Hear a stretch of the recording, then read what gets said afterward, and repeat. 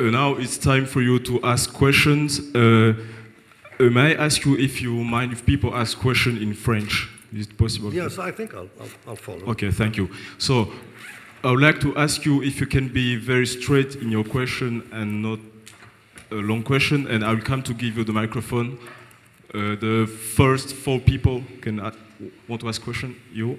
Hello, thank you very much for this very inspiring exposé. I have 3 very short and straightforward questions. The first one, do you think that the concept of Pachamama can be applicable to seeds?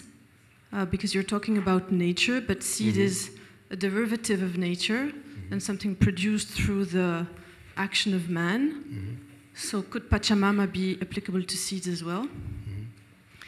The second question, you talked about the commons, and I'm a lawyer, I'm working on the commons and seeds as commons for my PhD. And you said commons is an anti-capitalist and anti-colonialist concept, but not an anti-patriarchal concept. Is that what you said? Yeah. Okay. But why? I don't really understand why. And does this mean that the concept of commons does not work then to resolve the problem of seed and food that we are facing? And the last question is, what do you think of the concept of global public goods? Thank you. Can you put together more questions probably and then I'll answer? You prefer 2 questions or 3 questions? 3 questions, yeah. 3? Okay, I'll take the second one. Bonsoir. Je vous parle en français. Je voudrais vous demander de m'expliquer un peu plus la relation entre la spiritualité et la religion, s'il vous plaît. The third question, la troisième question, quelqu'un? So thank you for your theory and your visions. So I think it's very interesting, but my constatation is that your theory have an echo in our university and attracts people who are willing to see change and to see change in society. And that's people who somehow have an intellectual background. My question is how to take popular social classes into the struggle for transition, and how to take people who need change, not people who are willing to see change, such as people in this audience, but really people who need change into the transition, and how to make these people acquainted with notions and different concepts such as degrowth, commons, or the Pachamama, or whatever. Thank you. Okay, thank you. Well, there are all of them very good questions. I'll be short because probably, well, there are more questions and I'd like to answer them if possible. The question of Pachamama and seeds, of course, that's the way in which the discussion on Creole or indigenous seeds is being discussed these days is more not so much on the basis of alternative cosmovisions of nature, but on the question of the autonomy of the peasant.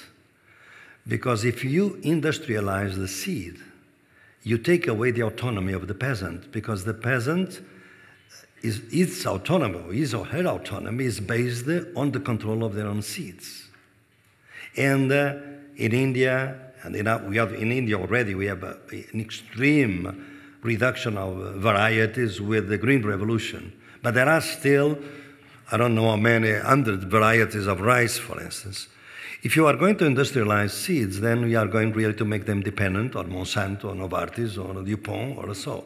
So the question is not so much discussed in the ways in which it's been discussed by Via Campesina, is not so much discussed in terms of Pachamama, alternative visions, but it can be articulating that. Because seeds are articulated more, as I see, autonomy of peasants and anti-capitalist struggle. You see, it's not so much a question of a different understanding of nature. Is the idea that without autonomy, peasants are not going to survive. And we have to understand that most of the food that we eat around the world is done by small farmers, by peasants, not by the multinational corporations, even though they control more and more land. So I think that it is a convergent type of concept, but if I take, for instance, the concept of Pachamama to the Via Campesina, I'm going to have a conflict, which we in fact, we have had in the past between peasants and indigenous peoples. Different understanding of seeds because of different understandings of land. For the peasant, land is land, and therefore communal land, agrarian reform. For the indigenous people, land is territory, is governance, is control of administration, is a different concept, is ancestral type of land, is very much like the land in Africa, in which we have the ancestors, and therefore there is a meaning. While the peasant is born, the struggles have been born in Western modernity as a resistance against capitalism, the other ones are within another framework of anti-colonialism, indigenous peoples. So I think that you can see conflicts there, but you can see also convergences. We have, for instance, now in Brazil, for instance, conflicts between indigenous people and landless peasants. Because the landless peasants want land and the indigenous people say, this is our territory. So there are conflicts among different social movements that have to be dealt with. I think that the second question about commons is very intriguing to me, that we have today a very strong feminist movement around the world, very diversified, of course. But in the alternatives that are being developed, I never see that patriarchy is addressed up front. That is to say, capitalism is very much present, or as an anti-capitalism or anti-colonialism, but I don't see the anti-patriarchal move there. In fact, I have to say that in many ways, they are very patriarchal. For instance, the indigenous women today, in Latin America in particular, they have this liberation movement, women's liberation movement. They refuse to call themselves feminists because this is a white thing or a mestiza thing. And they don't fight for equality. They fight for a concept that in Quechua is shashawarmi, means a kind of an holistic complementarity. It's very easy for us to discredit this concept, but they fight for it. And they think, and therefore their conceptions are different from the conceptions of the feminists, of the white, or mestiza feminism. And I give you an example to show, because these are very concrete things in practice, is that when we have meetings of white feminists, and usually they like to meet just the women. Men are really not included very often in many debates. While for indigenous women, men have to be present. And this is seen by the white women as a kind of dependency. After all, the indigenous women are very dependent on men. The response from the indigenous women is very simple. If we don't transform the men, we never reach any transformation. So we have to bring them. They have to be with us. Two conceptions of feminism. I don't see that they are absolutely contradictory, but we have to analyze the differences among them. But I'm really a bit concerned that the anti-patriarchy is the most transversal type of struggle, and sometimes it's difficult to put it up front, except that when it is by the women. But the important thing is that the struggles of women have to be struggles of everybody else, and vice versa. So if you go to the page of an initiative that I took, and now it's very spread, we call it Popular University of the Social Movements. You go, you can go to the page www.popularuniversityofsocialmovement.org. And we have organized workshops all over the world in recent times. And one most recent one was in Mozambique between women and peasants. These workshops last for 2 days. 1/3 are academic people, 2/3 are leaders of movements, social movements. And at the end, we have declarations, letters, communique, press releases, and so on. And at the end, the women, a very important feminist movement in Mozambique, came and said, from now on, the struggle for land is a struggle of women in Mozambique. It's not a peasant struggle. It's also our struggle. Because if my struggle is not your struggle, we are going to be defeated. And this is the most difficult thing, because different social movements have different repertoires, different languages, and are very divided among themselves. The global public good, I don't know if it's a specific theory that you are addressing of global public goods that come from what we call an international, left international law. Basically, that's what it is. But it's very much connected with the idea of the common good of humankind, of which there is already a declaration in the United Nations, as we are also struggling for the Declaration on the Rights of the Pachamama. So there are affinities. With Wittgenstein, I would say they are family affinities among these different things. So spirituality and religion. It is very difficult. For instance, can we, forgive me if I speak in English and not in French. No, I could probably, but I stick to English now, and you can follow it, right? Well, can I really and deeply understand that a river is sacred, that a mountain is sacred? Well, I was created in a culture in which sacredness is something up there. Even though for most other religions, the most sacred is down there. But in Christianity, it is up there. It is very difficult for me to be the transcendent dimension of a river beyond the materiality of the river, of which I make use for my everyday life. If the river for me is sacred, the way I deal with it is different. I have to respect the restoration cycles of that river.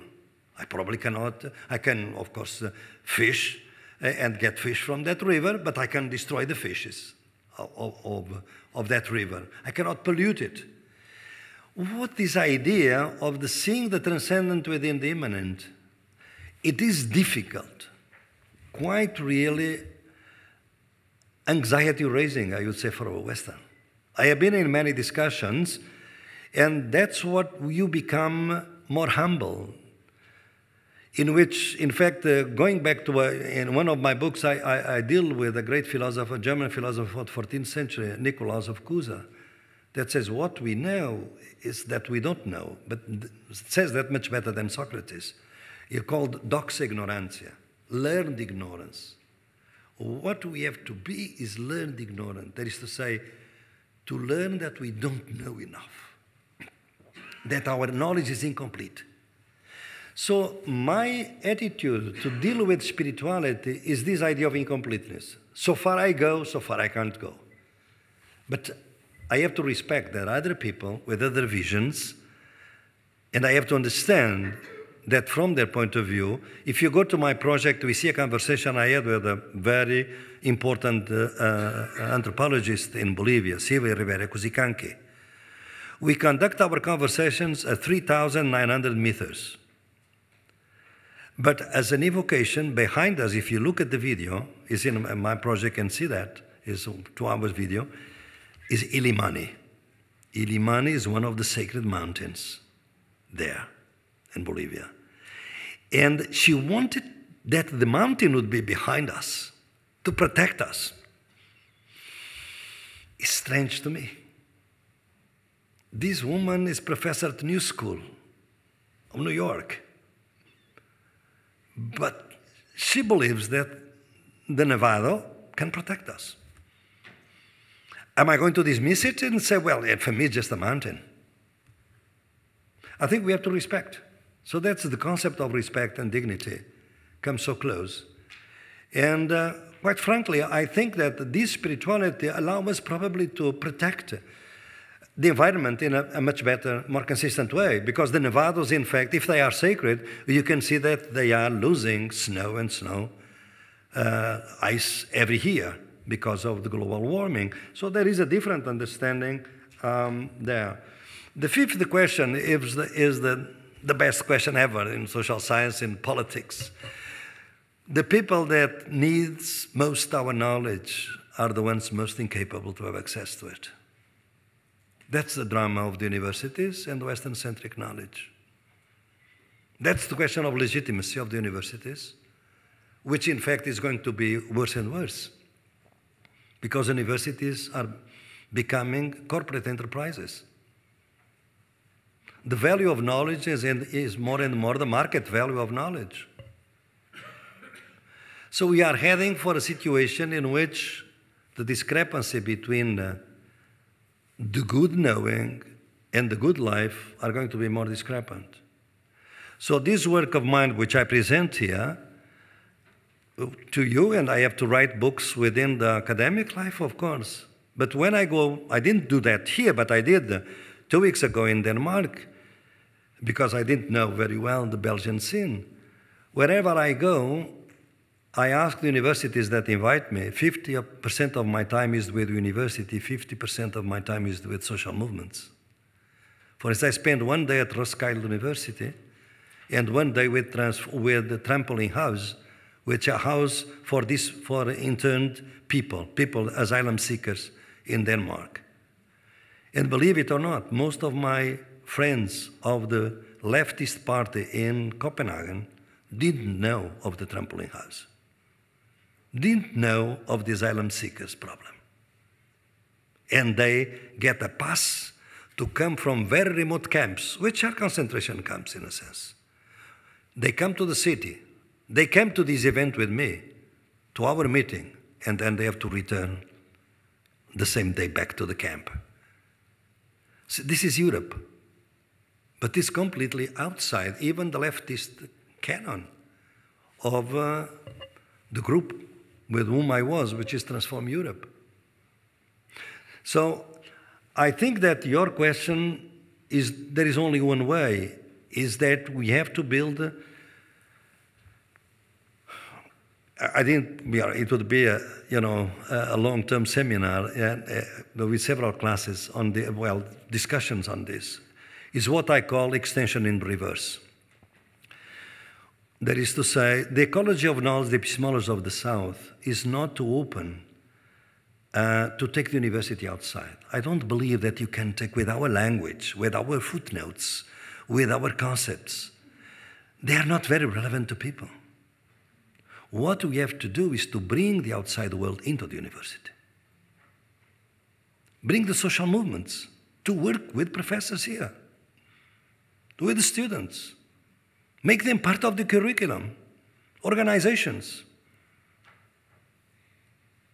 This is very difficult, even for the people at the university to organize this, but that's what I call the reverse extension, is bring the outside world inside the university, because the university is losing legitimacy, basically because the elites of our world are trained in very few universities. My university is not one of them, I guess. Probably Louvain-la-Neuve is probably not one of them, the global universities. The reason why the states are not investing in universities anymore is because the elites everywhere are trained in 6 or 7 universities around the world. All of them in the United States, 2 in England. Sorbonne will never be a global university because of the language. And that's where they are being trained. The global business schools. They have campi all over. All the including my own university in Madison, because I'm affiliated with the University of Wisconsin in Madison. We have, of course, campi now in Shanghai. These are the global universities, and these are the ones that are really training the elites. Very few of them. So I think that the universities have to create a different social support. And I think it has to come from the popular classes. And probably because we are going to get into a kind of a new class struggle, quite frankly, much less institutionalized, because neoliberalism has destroyed trade unions in many countries. I think that here we are still strong, but in my country are very weak. In the United States, they are becoming almost residual. And if you go through Africa, most of the multinationals in Tanzania or in Kenya, they make deals on the provision that trade unions are not involved. So we see here that unless we create different alliances between universities and society, and I don't think there will be the elites, there will be other popular classes.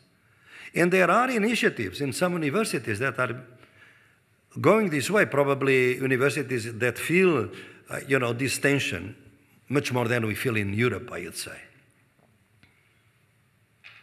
But for instance, if you take some of Brazilian universities now, in the School of Medicine, we have already, traditional healers coming to the university and discuss with the students different alternative ways of medicine. In many countries in Africa, being certified. That's the problem, certifying traditional medicine is almost a way of making it scientific. So that's the paradox that may exist there. But I have no better question to that. I mean, get out of your university ghetto and try to work don't choose the struggle. We are chosen by the struggles. If you are going to decide, am I going to be an ecologist or a feminist, we will never be anything. The struggle will choose you. But you have to be open to the needs of people. I mean, you have to feel that this is a repellent way, that we live in a very protected world, but very small world. I mean, Europe is shrinking. The world is expanding and is being uglier and uglier. And I live part of my life in the United States, and quite frankly, this is a society that is very ugly in terms of social injustice today. If the growth of unemployment is the one that we want in Europe, the one that we get in the United States, which is the McDonaldization of labor, which is low-paying labor, unspecialized, unskilled labor. I have students of mine, PhDs, that are in the McDonald's or at the counters of supermarkets, because these are the jobs that are there. The most skilled jobs are not there anymore, but very few. And many of them go to China at this point. So I think that there is an antinomy here, and I have no easy answer to your question, quite frankly. Oh, yeah, you have a question, please. Go ahead. I try in English. My English is not very good. My French also, so I don't know why. I'm coming from Rwanda. You know that before genocide, Rwanda was in a French system, and after it has adopted the English system. So I am between the two systems. Now I am learning in French here. Okay. So you see why I am not good in one and not good in another. Try the French for me. Yeah. Thank you very much. My question is this. According to the experience of the change of Europe, we know that in 18th century, philosophers contributed to change by their ideas the mentality of believing and thinking of people. Now in our Africa, my question is this: can we, we can benefit from ideas of scientists?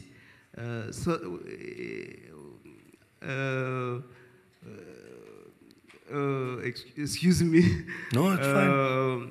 We know that when we didn't change our relation of, we didn't analyze our relation of believing, we benefit. We think that, you gave an example, people can feed their children today, but they don't know if they feed them, they will feed them tomorrow. But I give you an answer. We say God will help us, will feed us. We stay in that believing. So I think we have to analyze our relationship with God, with believing. I'm not denier, but as soon as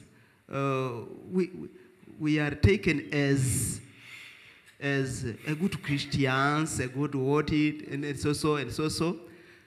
I remember I give you a joke. The president who prepared or who put in action genocide was said a good Christian is a good president is a good Christian. And after we felt in a genocide. You see, our Suddists and Africans, there is another paradox to believe. I think also our believing must be analyzed. What do we believe exactly? Yeah, which is our relation with God? How to marriage knowledge and believing. Yes, I think it is my contribution, my bad contribution. But no, you try fine. to analyze. Sounds good. Thank you. There is according to me, it is also a paradox. We believe 90%, 100%, we are Christian, but we are in crisis, in conflict. So I think as sociologists, so anthropologists and the sociologists, you can contribute to help us to know, to understand that paradox also. Yeah, good. Any other questions? So, second question. Having been part of some civil society forums about food systems at the FAO and UN, United Nations, I've been struck by the fact that even if inviting people from the population, farmers, peasants, fishermen, the conversation was so centered around abstract concepts and English as well that it was just, they were simply left out of the, it was very hard even for activists representing them to bring them in the conversation, and it was really, that was the first time that it struck me so much. And I was wondering if you had some words about the language that we should use in such forums and the forms that they should take. Should they be based around concrete struggles, such really like place-based, or yeah, because yeah, instead of abstracting so many things together, or theater, or maybe even spirituality in the forums. Yeah, really, if you have experience with that. Okay, so any other to finish? But I'm sorry in advance to play the bad role, but I'd like to tell you that we stopped the yeah. Okay, so I'll answer the two questions. Please. Yeah, briefly. Well, the first question.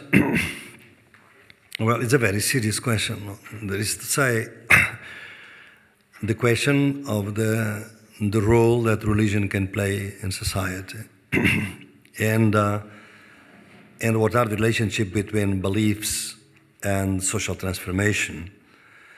Here we live in a continent that was run by, throughout many centuries actually, by violence based on religion, and at a given point in time, decide to put an end to those struggles, and we have the Westphalia, the Treaty of Westphalia, 1648, and from there developed the idea that state and church are separate. And this created different, it was the idea that freedom of religion is only possible in a world free of religion. That is to say, religion is a private sphere thing, not a public sphere thing. We know that this separation has never been complete. And in different countries in Europe, we have different traditions of that, or in the United States. The President of the United States can say without contradiction, God bless America. But the President of France would never say this. Because this distinction plays out differently in different countries. The question of religion in Africa is, as elsewhere, I think it's very complex. What I think is that one of the problems that we have been facing in the World Social Forum, for instance, is that many movements are religious movements, or they're based in Christianity in different kinds of Catholic, Protestant, and so on. And there are movements that, on the other side, are completely secular.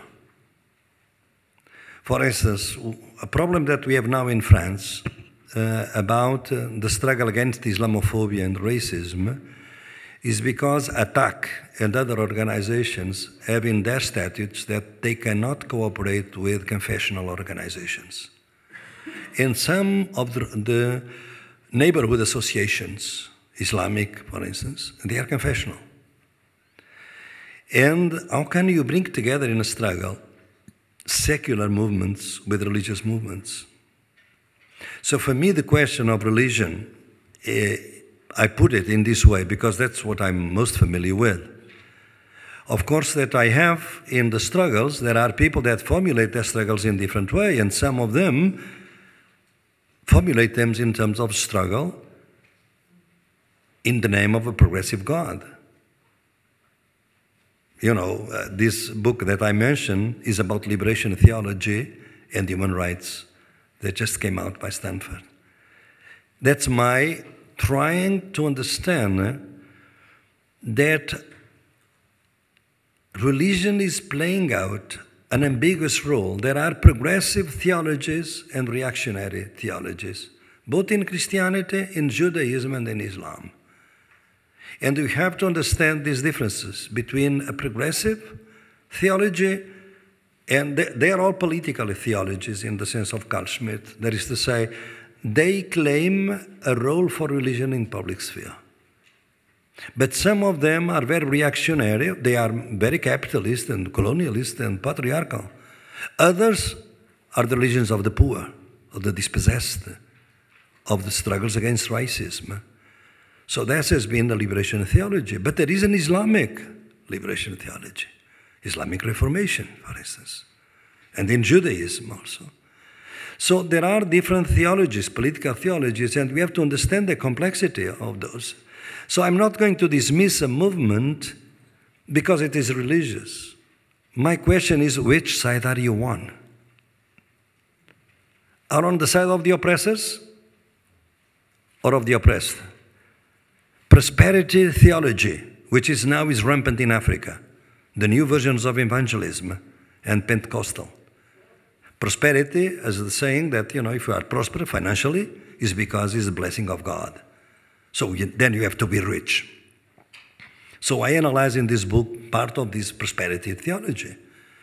Well, this theology doesn't help me in the World Social Forum or in the social movements. So you have to distinguish. There are two ways of distinguish one. One is between the secular and the religious. The other is to distinguish among the religious, the reactionary theologies and the progressive theologies. If you take the world at large, the second one is the most productive type of debate. You see? So that's my take on your question. Well, the question of language, yeah, it's not, you know, language in broad sense is not just the English or the language is the type of concepts that we use, the type of narrative, particularly the United Nations organizations. I think that is a dead struggle, is not an interesting struggle. I think that the United Nations has been taken over by multinationals and by the United States imperialism, quite frankly. And they have not been, you know, we have witnessed countries that violate all the decisions, the resolutions of the Security Council and go on being the best allies of the United States, like Israel. So I don't think that we need a reform of the United Nations, quite frankly. This model, that's why I think that other types of organizations in which we have different articulations of movements, they also play their role in the United Nations systems. For instance, the Transcontinental Alliance of Indigenous Movements. They have been very active for the declaration of the United Nations in favor of the indigenous movements. But they have their own organizations. They use the United Nations as an instrument. We cannot afford to waste tools. I mean, if the United Nations is there as a platform to show your struggle, you have to do it. But it's not your main struggle, not your main way of doing things. So many people do all kinds of, I would say, you know, false type of discourses and narratives in these meetings.